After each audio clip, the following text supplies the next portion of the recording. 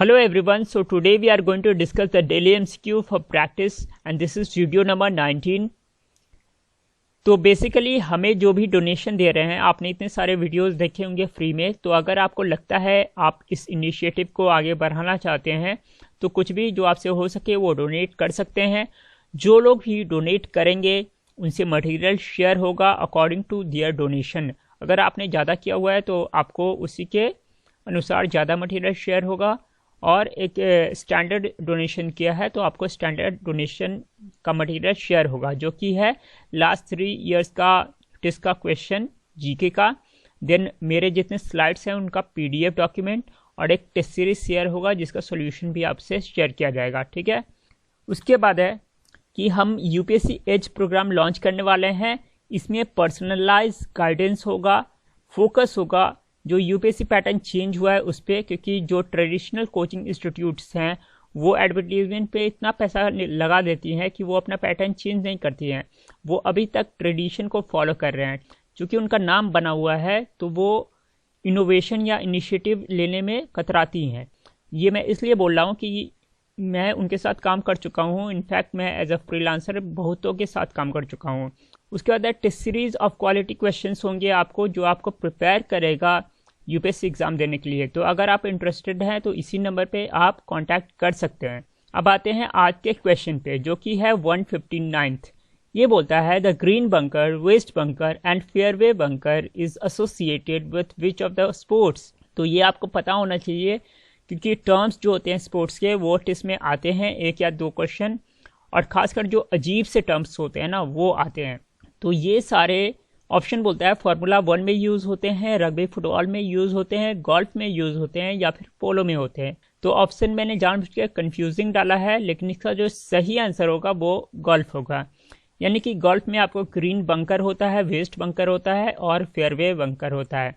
सो अब आते हैं 168th क्वेश्चन पे। ये बोलता है best movie has won the golden peacock award for best film at 51st international film festival of India. And the options are Hillaro, then Moti Baag, Into the Darkness and Unpaused। तो ये सारे ही movies को कुछ ना कुछ award मिल चुका है या फिर इम्पॉर्टेंट है, लेकिन ये पुराने हैं। एक जो है सही आंसर है जो कि नया है, जो आपको जानना चाहिए। तो इसका आंसर होगा इनटू द डार्कनेस। तो ये क्वेश्चन बहुत ज़्यादा इंपॉर्टेंट हो जाता है आपके लिए, क्योंकि आपके एग्ज़ाम के अभी 20 दिन बाकी हैं और ये अवार्ड्स अभी कुछ दिन पहले ही दिए गए हैं। तो हो सकता है ऐसा क्वेश्चन आपको टेस्ट में या सीमैट में भी पूछ सकता है। उसके बाद है अगला क्वेश्चन जो कि 161st है। ये बोलता है which country recently passed Malala Yousafzai scholarship act. तो ये पाकिस्तान है, यूनाइटेड किंगडम है, यूनाइटेड स्टेट्स है या फिर स्वीडन है। तो ये थोड़ा कंफ्यूजिंग है पहला तीनों, लेकिन इसका जो सही आंसर होगा वो होगा यूनाइटेड स्टेट्स।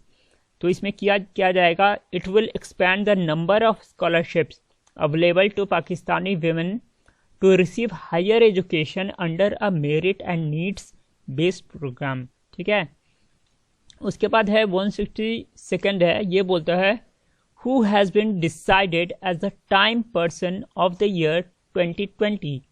ए बोलता है डोनाल्ड ट्रंप, बी बोलता है health care workers and doctor Anthony Fauci, C बोलता है Joe Biden and Kamala Harris, and D बोलता है ग्रेटा थनबर्ग। तो इसका जो आंसर होगा जो बाइडेन होगा और कमला हैरिस होगा। तो कई सारे लोग जो है जो बाइडेन को जो बिडेन बोलते हैं, तो बिडेन गलत प्रोनाउंसिएशन है, इसका सही होगा जो बाइडेन, और इसका आंसर भी जो बाइडेन होगा और कमला हैरिस। तो आप देख सकते हैं, आप फिगर में दिया हुआ है। उसके बाद जो नेक्स्ट क्वेश्चन है वो है हमारा ग्लोबल इनोवेशन इंडेक्स करके एक रिपोर्ट आता है या एक इंडेक्स आता है, उसको प्रिपेयर कौन करता है। तो पहला ऑप्शन जो है वो बोल रहा है वर्ल्ड इकोनॉमिक फोरम, WEF का मतलब होता है वर्ल्ड इकोनॉमिक फोरम।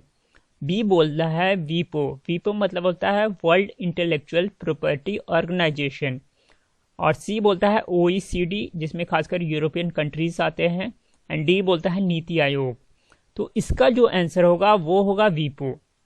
लेकिन आपने ये सोचा होगा कि यहाँ तो ग्लोबल है, फिर मैंने नीति आयोग ऑप्शन ही में क्यों दिया, क्योंकि इंडियन इनोवेशन इंडेक्स भी करके एक इंडेक्स है जो कि अभी कुछ दिन पहले ही रिलीज़ हुआ है।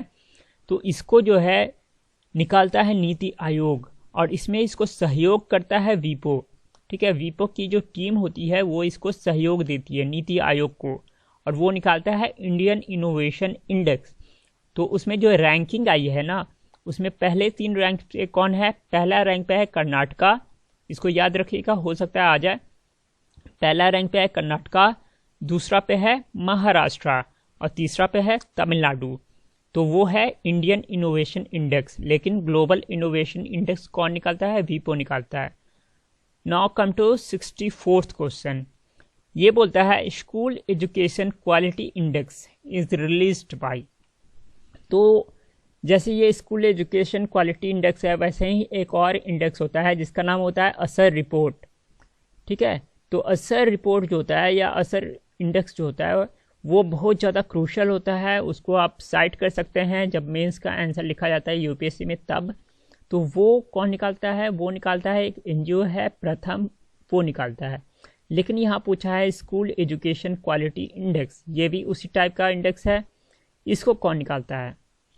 ए बोलता है एजुकेशन मिनिस्ट्री, बी बोलता है नीति आयोग, सी बोलता है यूनिसेफ और डी बोलता है एक एनजीओ है जिसका नाम केयर है। तो बेसिकली ए जो है उसमें मैंने एजुकेशन मिनिस्ट्री क्यों लिखा है, एचआरडी मिनिस्ट्री क्यों नहीं लिखा है?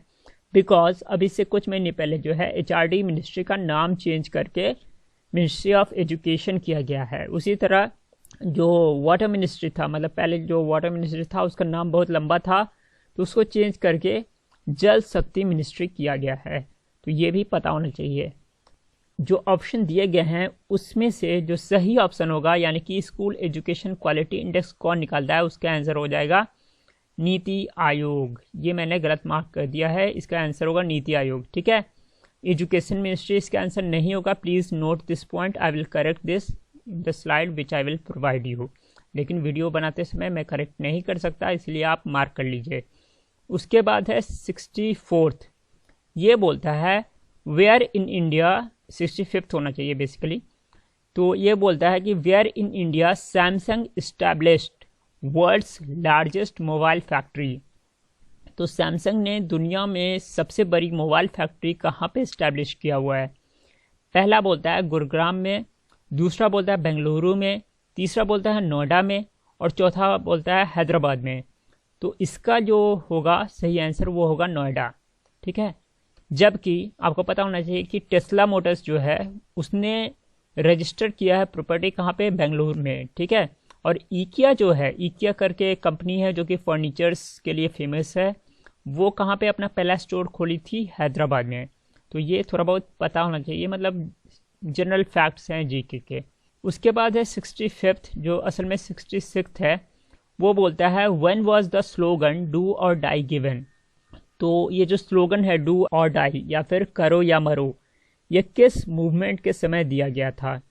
पहला बोलता है नन कोऑपरेशन जो कि 1920 में हुआ था, दूसरा बोलता है सिविल डिसओबीडियंस जो कि 1930 में हुआ था, सी बोलता है स्वदेशी मूवमेंट जो कि 1906 में हुआ था और डी बोलता है क्विट इंडिया मूवमेंट जो कि 1942 में हुआ था। तो करो या मरो या फिर डू और डाई का स्लोगन दिया किसने था? ये स्लोगन दिया था गांधी जी ने। ठीक है, और कब दिया था? क्विट इंडिया मूवमेंट के समय दिया था। तो ये भी बहुत ज़्यादा इम्पॉर्टेंट है। अब आते हैं 66th क्वेश्चन पे। ये बोलता है when was Rabindranath Tagore awarded the Nobel prize in literature for his poem Gitanjali. यानी कि क्वेश्चन में ही मैंने आपको ये बता दिया कि उनको नोबेल प्राइज लिटरेचर में मिला था और किसके लिए मिला था? गीतांजलि के पोएम्स के लिए मिला था। अब आपको आंसर देना है कि किस साल में मिला था। पहला बोलता है 1902, दूसरा बोलता है 1913, तीसरा बोलता है 1907 एंड देन 1901। सो ये सारे ही जो ईयर्स है वो इम्पॉर्टेंट है, मैं आऊँगा एक एक करके सब पे। लेकिन मैं पहले ये पूछता हूँ कि पहले इंडियन कौन थे जिन्हें नोबेल प्राइज़ मिला था? तो उसका आंसर हो जाएगा रविन्द्रनाथ टैगोर।